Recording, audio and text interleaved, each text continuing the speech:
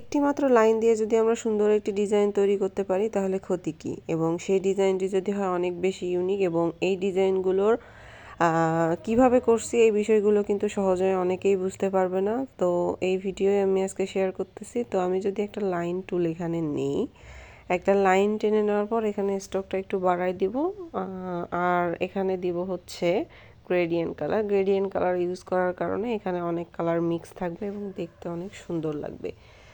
তো এটাকে অল্ট্রা চেপে কপি করে যদি আমি কন্ট্রোল ডি প্রেস করি তাহলে কিন্তু সমান দূরত্বে এই লাইনগুলো চলে আসতেছে, এবং আপনাদের ইচ্ছা মতো যতগুলো ইচ্ছা লাইন এখানে নিতে পারবেন।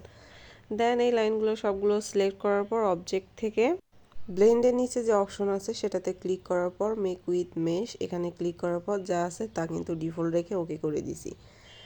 দেন এগুলো ডিরেক্ট সিলেকশন টুলে যাওয়ার পর যে পাতগুলো আছে বা অ্যাঙ্করগুলো আছে এগুলো ধরে কিন্তু প্রেস করে একটু সরাসরি করলে এখানে কিন্তু সুন্দর একটা ডিজাইন ক্রিয়েট হবে। ওকে, তো যারা গ্রাফিক ডিজাইনার তারা কিন্তু বোঝে যে এই ডিজাইনগুলো কোন ক্ষেত্রে ইউজ করা যাবে এবং কিভাবে ডিজাইন করা যায়। তো আমার ভিডিওটি যেহেতু শর্ট ভিডিও, এই কারণে কিন্তু আমি বেশি বিস্তারিত ডিজাইন দেখালাম না। তো আমি এখানে একটা সিম্পলি টেক্সট নিলাম এবং টেক্সটটি এই ডিজাইনের উপর দিয়ে দিলাম, এবং সবগুলো সিলেক্ট করে যদি আমি ক্লিপিং পাত করে দেই তাহলে কিন্তু ডিজাইনটা সুন্দরভাবে এখানে এই টেক্সটটার উপরে সেট হয়ে যাবে।